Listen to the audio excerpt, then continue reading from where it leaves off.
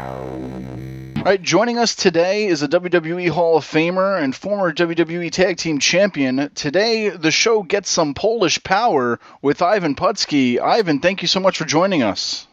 Well, it's my pleasure. I tell you, it's been so long since I've been in that area.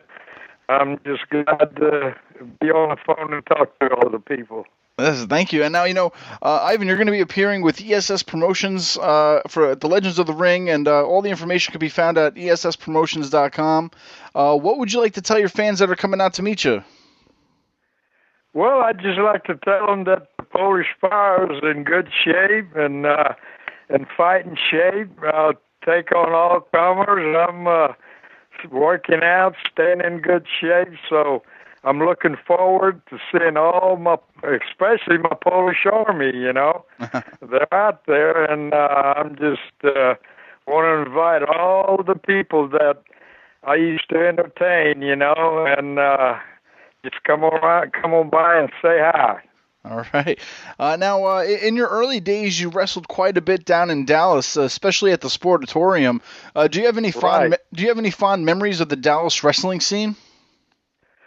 Well, yeah, you're darn right. I used to team up with guys like Wahoo McDaniels, Big Bob Duncan. Remember Bobby Duncan? Oh, yeah. Yeah, him and a lot of the other guys, Jose Lothario. Oh, man, and Fritz Von Erich, Joe Blanchard. Texas is my stomping ground. I live in Austin. Oh, yeah, yep. Now, how was it down there? Because that was pretty much where you got your first, the matches down in Dallas, Texas, right? That was pretty much where you started out. Yeah, Joe Blanchard. I don't know whether you know him. It's Tully Blanchard's father. He got me started. I was lifting weights. I was really strong then, and he saw me bench pressing 605 pounds, and he says, "Oh man." And, I was really muscled up and ripped. Mm-hmm. So Joe Blanchard got me into professional wrestling. I was under his guide. And after that, Paul Bosch from Houston, and rest is history. Then I went up to Minneapolis for Vern Gagne. And then Vince McMahon Sr., I tell you, a nicer man you would never meet. I tell you, I loved Vince McMahon Sr., mm-hmm. and he got me to New York, and rest is history. Yeah, well, speaking of that, that's right. You came to WWE in the 1970s. You established lengthy rivalries with some of the dirtiest grapplers in the game, including Bruiser the Brody, Stan Hansen, Ivan Koloff, just to name a few. But out of all your classic rivalries, was any of them your absolute favorite? Yeah, Superstar Billy Graham. Oh yeah, what was that? You guys had a bunch of you had a lot of matches with him down in especially Madison Square Garden, right, for the title. Yeah, we really did. We went round and round, and that's why he was one of the, if not the toughest guy. But that's I have a lot of respect for Billy Graham, and I'm just. Is he going to be there? I don't know at this time, yeah. Yeah, okay. Well, I'm looking forward to meeting a lot of the old-timers and, visiting with them. Especially, I'm looking forward to seeing my old fans. That's the most important. If it wasn't for the fans, there wouldn't be Ivan Putski. That's right. Now, if we fast forward just a little bit, too, in 1979, you teamed with Tito Santana to defeat Johnny and Jerry Valiant to win the WWF World Tag Team Championship. Yeah, we were the world. Yes, sir. We were the World Tag Team Champions, and a nicer partner I could never ask for. It was like Tito Santana. I tell you, he was a Texas boy, and I was lived there in Austin, and me and Tito, I tell you, we got along real well, and he was a great partner. That's right. Today's wrestling, a lot of shows in the summer, especially independent promotions, happen in a lot of baseball stadiums, outdoor stadiums. But in 1976 and 1980, you wrestled at two outdoor shows, the famous Showdown and Shea shows that happened out in Flushing, Queens. Any That's thoughts about right. what was it like to wrestling outside compared to the closed arenas back then? Because it wasn't really as popular as it is today than it was then. Well, as a matter of fact, we were one of the first ones that ever did that, Mm. And yeah, it was it's different. I loved it, out in the open and fans cheering. Boy, I tell you, that was quite an experience, and I really liked it. All right. Now, in 1995, you were inducted to the WWF Hall of Fame. By your son Scott.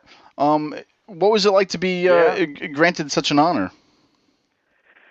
Well, I came to America in 1950. My family and I we were in the Nazi labor camp. I couldn't speak English or anything, so I came to America and worked. But in America, I got a college education. I graduated from Southwest Texas State University.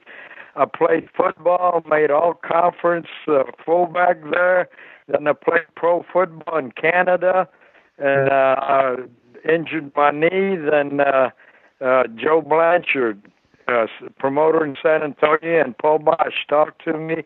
They talked to me into wrestling, and boy, I tell you, I'm just glad I did.